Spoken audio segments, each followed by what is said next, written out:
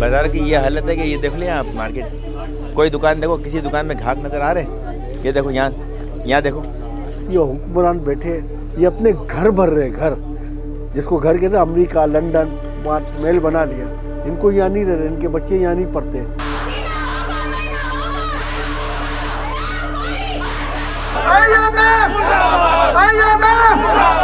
हमारी बिजली बहाल करो, बहाल करो, बहाल करो।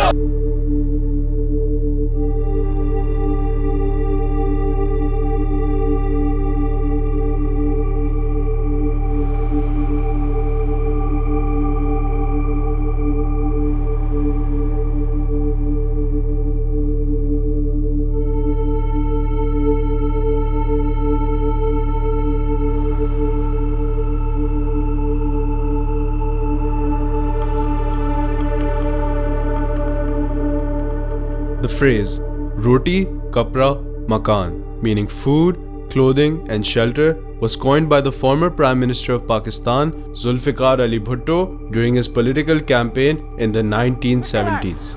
कोई कदम, कोई बुनियादी कदम मैं कभी आगे नहीं बढ़ूंगा गरीबों की इजाजत के बगैर, गरीबों के मेहरबानी के बगैर और गरीबों के ताबन के बगैर. It quickly became a slogan associated with the hopes and demands of the common man, symbolizing the essential needs for a dignified life.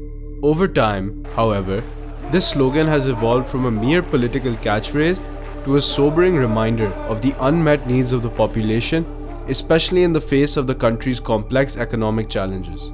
Pakistan's economy has been on a roller coaster ride for decades, marked by brief periods of growth followed by sharp declines. The economy has been in trouble for the last 40 years. It seems the state lost its agenda for economic development. Pakistan was a development state from its founding in 47 till 77.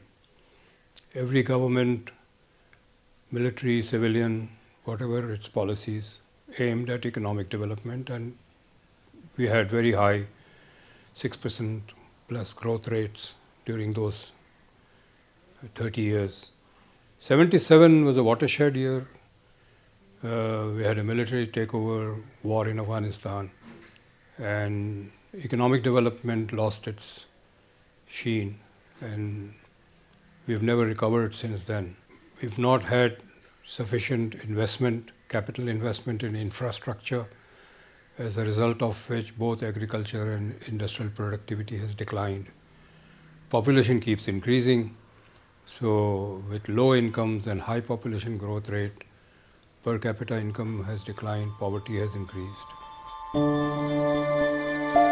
The economic progress achieved in the past often proved unsustainable, leaving the country stuck in a loop of setbacks. The country's economic performance in recent years paints a bleak picture. For the fiscal year 2024, the country's GDP growth was a meager 0.29%, underscoring the severity of the economic crisis. As of 2024, Pakistan's GDP stands at just $341.6 billion, far from the targets needed to elevate the nation's living standards or create sufficient job opportunities for its growing population. We are in a serious problem. We are not realizing it. That whether anything produced in Pakistan is compatible to international prices. At times we import wheat, then we export wheat. At times we import sugar, then we export sugar. So the agriculture in Pakistan has not been managed very well. And now we are talking to the agriculture taxation. Yes, I think in theory agriculture should be taxed. But before taxation, you should first settle the agriculture economy. And agriculture economy is not doing well. Is not doing well.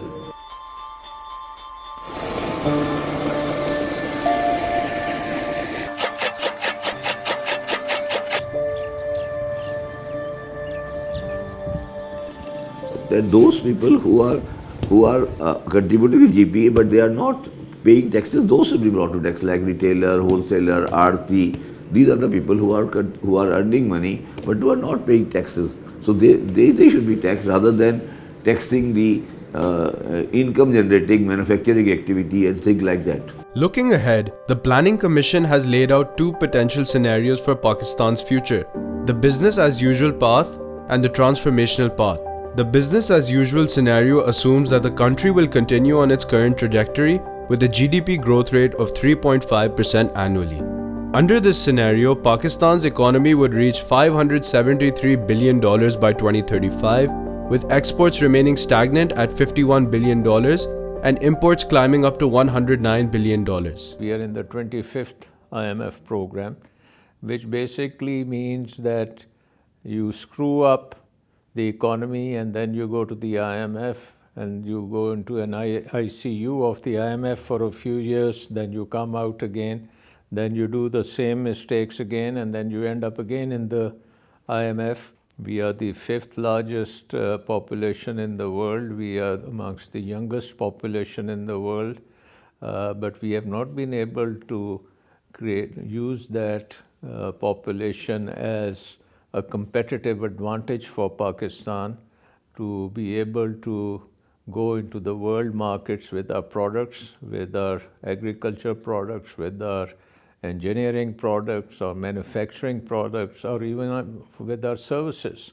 And recently with our export of manpower, we are now also a remittance economy. We are running the country, a very ad hoc basis. We say we have decreased inflation, we have done this thing. These are not indicator of any economic development. These are the outcomes of the economic.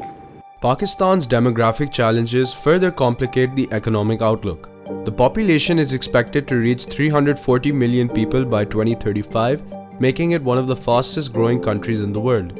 This population growth presents both an opportunity and a challenge. Currently, Pakistan spends only a small fraction of its GDP on education, and a significant portion of the youth remains undereducated or unemployable. If left unaddressed, this demographic shift could exacerbate the country's unemployment and poverty rates. My brother and I have been working since 1990, and we've seen many economic ups and downs. What we have realized as a guiding factor, or not as a rule, is to keep the costs, your fixed costs, as low as possible. So if you stay lean and mean, it will be one of the things that can help you out of economic crisis. And that's what we faced in the last 2 years again.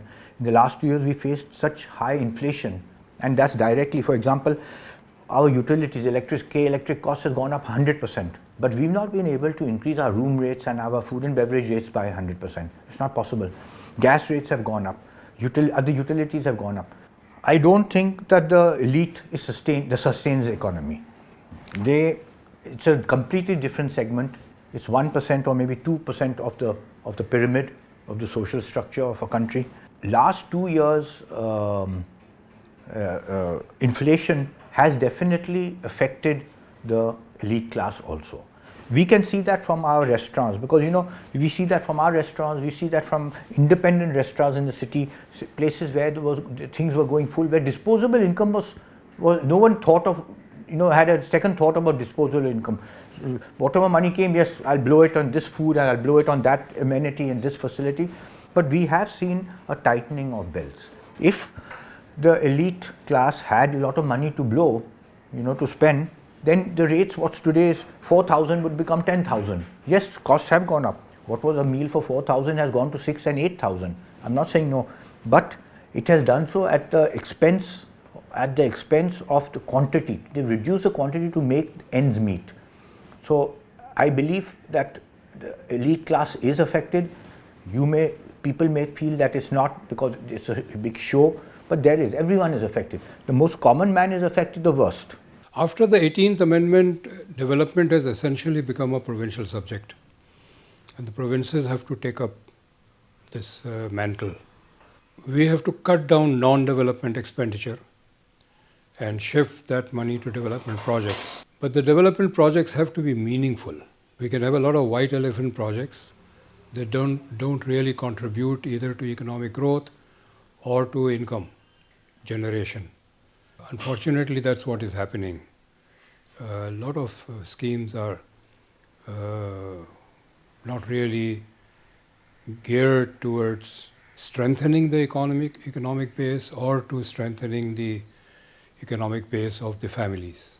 The structural weakness which we had was that we were an inward-looking economy and we were not exporting a lot.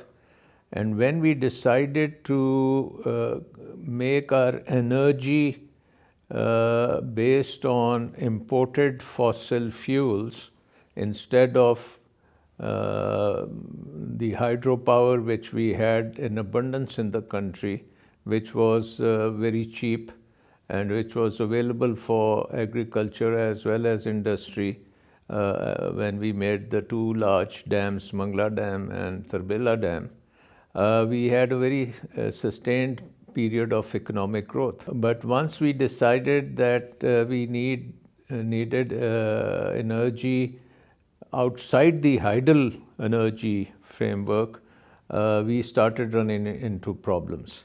So the major problem I can see which we have today is the energy crisis, and it is inherent in our power system. The way we have designed our power from imported fuel, we got this IPP model which was based on investment in dollars and to be repaid in dollars, and to have capacity payments which we had to make in dollars whether we use the power or not, and being too aggressive about it and investing a lot more than what the economy could absorb. The agricultural sector, once the backbone of Pakistan's economy, has also been facing significant stagnation. With low productivity and outdated farming techniques, the sector's contribution to GDP has declined over time. Climate change and water scarcity have also taken a toll, with floods, droughts, and poor irrigation systems damaging crops and affecting food security. Similarly, the industrial sector faces structural challenges. Pakistan's manufacturing output remains low compared to its regional peers. While countries like China, India, and Bangladesh have made significant strides in industrialization, Pakistan's manufacturing sector continues to suffer from a lack of investment, outdated technologies, and a limited access to global markets. Pakistan's export performance has been dismal, with current projections indicating exports will remain stagnant at $51 billion by 2035 under the business-as-usual scenario. There has to be a plan in Pakistan how the manufacturing should be made competitive, how the energy should be made competitive, how the agriculture should be made competitive, how much people should be in agriculture, how should be. So this, the manner we have been running Pakistan, this is very ad hoc. After 5, 6, 8 years, you see Pakistan in a serious economic problem, then we come in and decide, oh, things had gone bad. Then after 10 years, we say, oh, now it's slightly better, then we go. So it's not a, this after 1971, which is now almost 53 years, Pakistan is being run by a day-to-day basis. हुकूमत से यही शिकवा है कि महंगाई कम करे। बिजली का बिल मेरा आज से 2 साल पहले की बात करूँ तो 6,000 आता था, आज 16-17 हज़ार रुपये का दुकान का बिजली का बिल आ रहा है। टैक्सेस डाले हुए इतने सारे, वो हुकूमत अगर टैक्स कम करे, हर चीज़ कम करे तो फिर हमारे लिए बेनिफिट है। दुकानों के खर्चे खाली 2.5-3 लाख रुपए के हो गए, बंदा कमाएगा क्या, करेगा क्या? और अब भी यकीन करें, अभी का जो दौर है ना, 3 टाइम की रोटी नहीं मिलती है। अब यहाँ चाहिए इनकलाब, इसके अलावा और कुछ ही नहीं चाहिए। केसी वाले देखो बदमाशी लगाई हुई है, वहाँ जाओ तो यही बोलेंगे कि ये तो आपको भरना ही होगा, कोई बोलने वाला नहीं है। पहले हमारे पास कस्टमर माशाल्लाह से, ये बाज़ार देख रहे हो कितनी रौनक वाली जगह थी, अब यूँ समझो कि यहाँ पर सिर्फ 10% कस्टमर रह गए हैं और हालात तो बहुत चेंज हो गए हैं जो कारोबारी लिहाज से हैं। मेरे पास कोई रीज़न नहीं है यहाँ पे रुकने का, क्योंकि मैं बता रहा हूँ कि अभी अल्लाह का शुक्र है सब सही चल रहा है। क्या पता टाइम का, कंपनीज़ का, सिचुएशन का, तो हाँ डेफिनेटली अगर अच्छी अपॉर्चुनिटी होती है तो कोई भी मूव करेगा। The government plays a very big role not only in regulating the markets but participating itself in the market. The market economy is really not functioning in Pakistan. It is a state-controlled economy, and like other state-controlled economies, it's run into lots of managerial problems. And related to that is the incapacity of our civil service to really be able to generate an economic system which can grow. So their primary concern is control of the economy and not the growth of the economy. In the past, the government supported some aspects of the hotel industry. For example, to put up a new hotel, we do not have the local infrastructure or facilities like lift machine equipment. It has to be imported. Cooking range, cooking equipment on the commercial side has to be imported. Pumps have to be imported. Now pumps are getting made locally, which are better. But at one time, almost 95 or 100% or 90% of a new hotel had to be imported. Thereafter, you don't need to import. Then locally you will sustain it. We were not charged duty once it was established and the government reconfirmed that the item being imported is going in for a bona fide hotel project. Unfortunately, hoteliers themselves misused that facility, and the facility was removed by the government. So that was a very major facility that did help in developing the hotel industry, which is now not there anymore. Unfortunately, with such a large employment base, the government should be considering us as an industry, like the textile industry. But we are not taken as an industry, we are taken on a commercial basis. So electricity rates, whether it is taxation, we are a mini city and we are looking after everything ourselves. And the government is not doing anything. They should. The Pakistan Hotel Association has been after the government for years that please give us industry status. If you give us industry status, the charges will be less, electricity charges will be less, we'll get industrial benefits, and it is being, whatever is being given to the hotel industry is visible. It's not that, yes, I'll get industrial status, so I'll be able to knock off 10 people from employment, so I'll make more money. It's not like that. It is only to help the industry, to help the hotel itself. We are more interested that how the madrasas are registered rather than clearing the road. We are not interested in seeing anything. So what is the topic in Pakistan? Taliban, this, that. So all these illusions, all these problems are created in Pakistan to actually befool the common masses, that and we are not interested in, nobody is interested in talking about the real Pakistan. One key area that could help propel Pakistan towards the transformational path is human capital development. The country's investment in education and healthcare has been historically low, contributing to a growing skills gap. In 2023, Pakistan's education expenditure as a percentage of GDP stood at just 2.2%, one of the lowest in the world. Political stability is another critical factor in ensuring the success of these reforms. For years, Pakistan has struggled with political instability, with frequent changes in leadership and policy direction. The absence of a long-term vision has hindered the implementation of necessary reforms. In recent years, Pakistan's economic planning has been inconsistent, with the government failing to follow through on long-term economic strategies. The lack of policy continuity has led to a deterioration in investor confidence, further exacerbating the country's economic problems. Without political stability and consistent leadership, Pakistan will struggle to achieve its economic goals. Again, the character of the state. This state represents the rich and the few among the rich. It does not even represent all the rich. So the policies it makes across the board is for the benefit of this small class that is part of the ruling circle. The people at large are not represented. Of course, we can have democracy, we can have elections, we can have speeches that speak in the name of the people, but all policies are made to benefit a very small class within the ruling class. And as long as this very undemocratic power structure is there, we cannot hope that policies will be made to benefit the middle class or the poor. If you analyze the capitalism, for example, separately, the capitalism is basically a type of system which actually has tried to take away all of the humanly benefits. If you analyze the global data, and I refer to the Oxfam report, it says that 1% of the top rich people, the top rich men, 1% globally, they have access to almost 43 to 45% of the global income. And it means that rest of the people are having the leftover income. Capitalism is increasing, is an income disparity between the rich and the poor. And in the global context also, these disparities have actually, as I've said, have made the human as a worker, as an economic asset.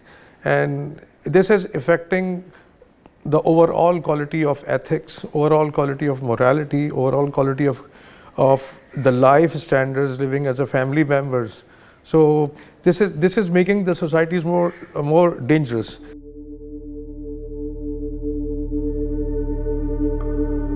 I'm a finance professional. I completed my professional education in 2009, where I joined one of the big 4 audit firms in Karachi. I chose this profession because of the lot of opportunities available to the chartered accountants and the accounting professionals. After completing my professional training, I realized whatever I was thinking, it was just like a story which everyone is passing on to their subordinates or juniors, that the grass is very greener on the other side. But trust me, it was not like that. The quality of life was not the same which I was expecting. I can't express the situation when I took a very tough decision to leave my family behind. I don't want to mention it here to gain some sympathies, but I have seen a severe illness in my family where my parents were died because of a serious illness, and health facilities were not available. It was not like that we were not financially able or we were not able to afford. See, everybody needs a job, and when a student comes out of university or even high school, they're looking for jobs. And when there are no jobs within the country, they will look for opportunities abroad. For the last 40 years, because as I said, the economy has not been the primary focus of our governments. Industries have either shut down or scaled down. They are not creating jobs. We have become a casino economy where bulk of the investment is made in stock market and property markets, which don't create jobs. So when there are no jobs, youth will look abroad.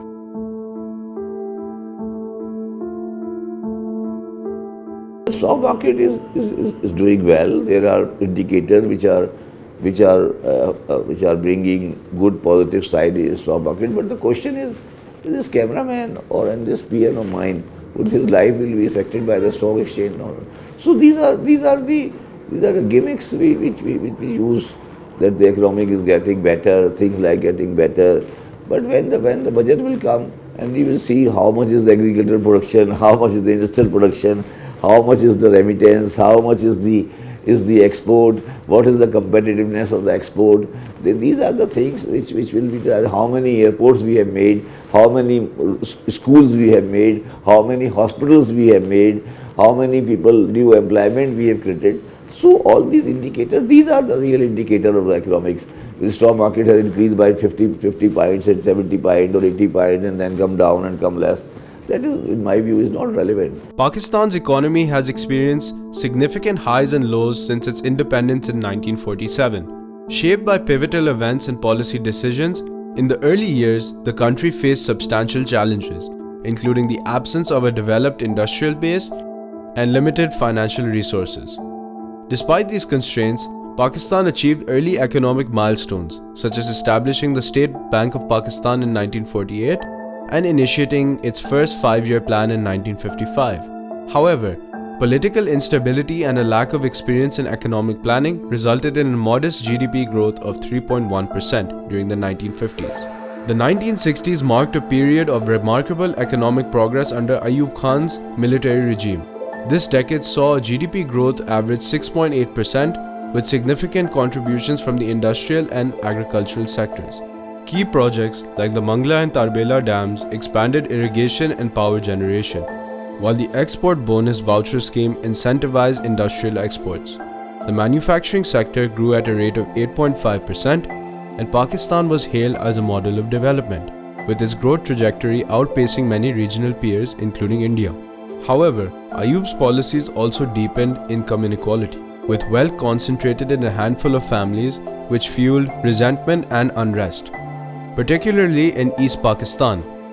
The 1970s brought economic setbacks following the 1971 secession of East Pakistan, now Bangladesh. The loss of over half the population and a significant portion of agricultural land reduced the economy's capacity for growth. Zulfiqar Ali Bhutto's socialist policies, including the nationalization of major industries, banks and educational institutions, further stifled economic progress.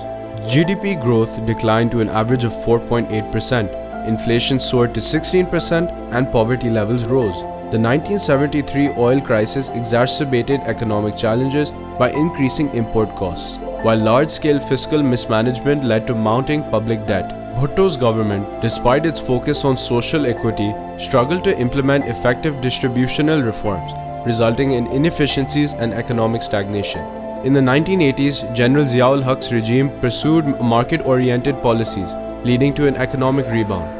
Foreign aid from the United States and remittances from expatriate workers provided significant financial inflows, enabling GDP growth to average 6.5%. The completion of projects like the Tarbela Dam fueled agricultural productivity, and industrial investments made during this period contributed to economic expansion. However, this growth was largely consumption-driven and did not address underlying structural issues, such as a narrow export base and inadequate infrastructure. The 1990s were marked by economic mismanagement and political instability, with successive governments under Benazir Bhutto and Nawaz Sharif failing to implement consistent economic policies.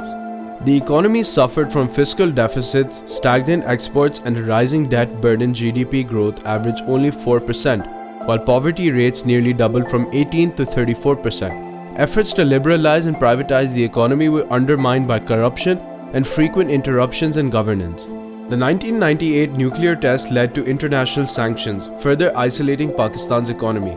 The early 2000s saw another period of rapid growth underneath Pervez Musharraf, with GDP growth peaking at 9% in 2004 to 2005, the highest in Pakistan's history. This period was characterized by liberalization, privatization, and foreign direct investment. The financial sector expanded, poverty rates declined, and foreign reserves grew significantly. However, this growth relied heavily on external inflows and consumption, with little focus on sustainable reforms. By the end of Musharraf's regime, rising energy shortages, political instability, and the global financial crisis of 2008 eroded these gains. From 2008 onward, Pakistan's GDP has faced a steady decline.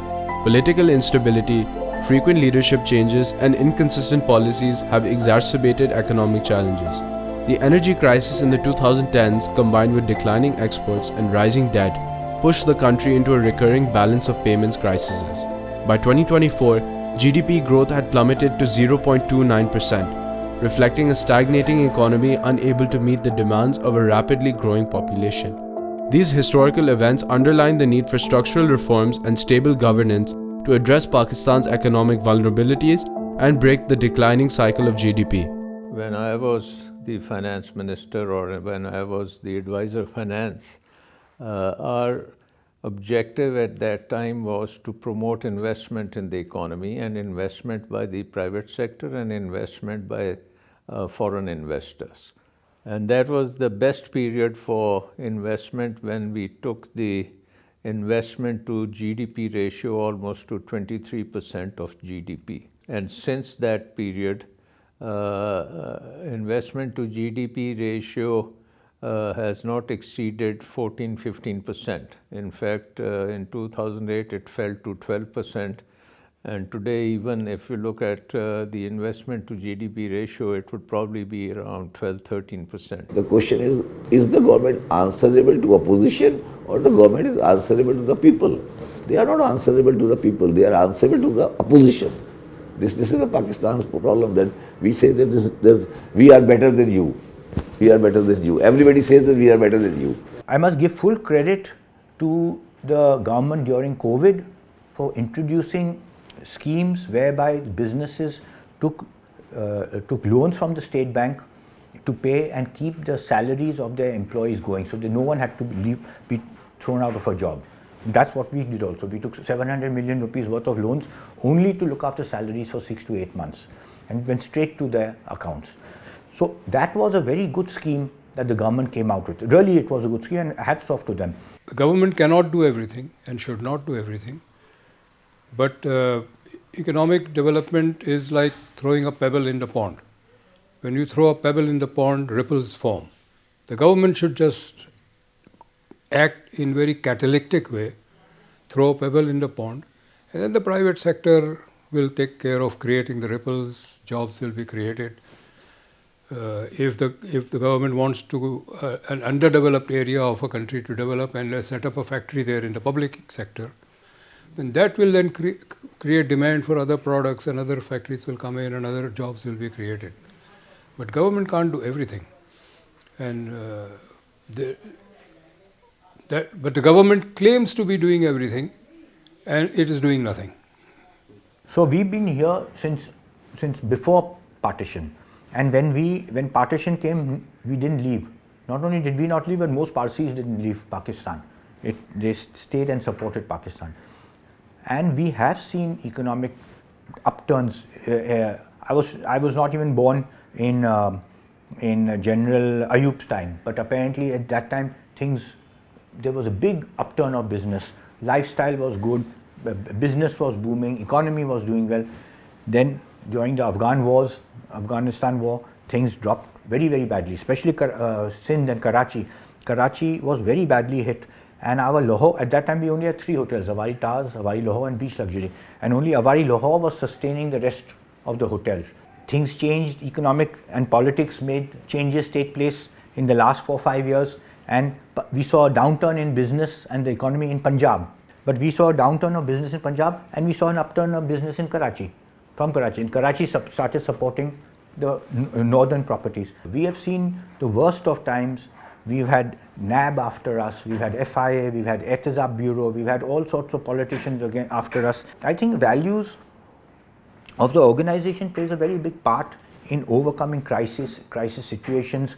It could be political situations. My father's medical problems all stemmed because of the problems we had for 10 years with NAB, for example. But the family stayed together, and everyone stayed together, and we came out successful, but at a toll of my father's health. If we think in a more social understanding way, if you combine the inequality, even in Pakistan, the inequality, 1% of the Pakistani population owns around 38% of the Pakistani wealth. And if you increase 5% of the Pakistani economy, Pakistani population owned around like 47% of the Pakistani wealth. So if you combine together, let's say the poverty, the income inequality with the mental health, so the equation of the chemical reaction would be very devastating.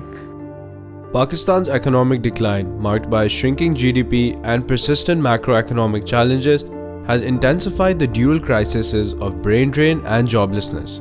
These interconnected issues reflect the deteriorating socio-economic landscape and highlight the struggles faced by both individuals and the broader economy. The scale of immigration from Pakistan has surged in recent years, with over 860,000 Pakistanis leaving the country in 2023 alone. This exodus includes highly skilled professionals, driven by limited employment opportunities, low wages, and stagnant economic growth. Since 2008, approximately 10 million Pakistanis have immigrated for work, a trend accelerated by the post-COVID global recovery.